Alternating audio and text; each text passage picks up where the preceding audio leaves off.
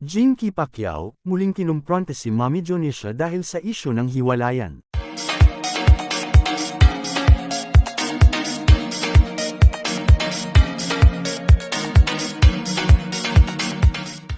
Mainit na usapan ang naganap sa pagitan nina Jinky Pacquiao at Mommy Jonisha Pacquiao matapos ang desisyon ni Manny na makipaghiwalay.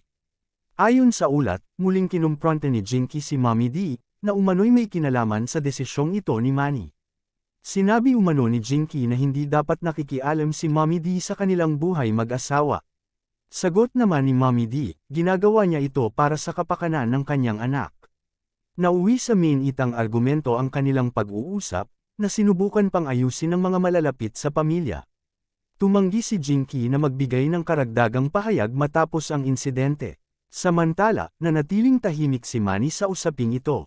Maraming tagahanga ang nalungkot sa patuloy na alitan ng mag-ina.